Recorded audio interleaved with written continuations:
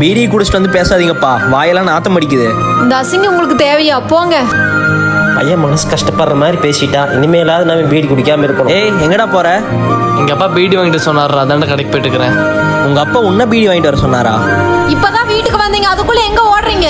Bakery வரைக்கும் போய் ஒரு பீடி குடிச்சிட்டு வந்துடுறேன். நீங்க போனா ஃப்ரெண்ட்ஸோட வெட்டி நாய்ந்து அடிச்சிட்டு இருப்பீங்க. ஒழுக்கமா வீட்லயே இருங்க. டேய், நீ போய் வாங்கிட்டு வாடா. சரிம்மா. டேய் உட்கார்றா. என் பையனை எங்காவது பீடி வாங்க அனுப்பிச்சுன்னா மனுஷனாவே இருக்க மாட்டேன். அந்த கர்மத்தை நானா எடுத்த மாயில வச்சு அதை என் பையனை தொடக்க விட மாட்டேன். ஏய், நான் மட்டும் இல்ல, யார் பீடி சிகரெட் வாங்கிட்டு வர சொன்னாலும் அப்பா திட்டுவாருன்னு சொல்லணும், புரியுதா? டேய், உங்க அப்பா எந்த கடையில பீடி குடிச்சிட்டு வெட்டி நாயும் பேசிட்டு இருக்காரோ போய் இழுத்துட்டு வாடா. போறோம்மா. அப்பா, இங்க என்ன பண்ணிட்டு இருக்கீங்க? அம்மா இங்க உங்களை தேடிட்டு இருக்காங்க. எப்பவும் பீடி தான் குடிப்பீங்க, கையில டீ வச்சிருக்கீங்க. கெட்ட பழக்கத்தை மறக்கிறதுக்கு இன்னொரு கெட்ட பழக்கத்தை கையில் எடுத்துட்டப்பா. திடீர்னு என்னால் மாறுறது கஷ்டப்பா. ஆனால் கண்டிப்பாக ஒரு நாள் என்ன நான் மாற்றிக்கிறேன்ப்பா. அப்பாவும் மன்னிச்சிருப்பா.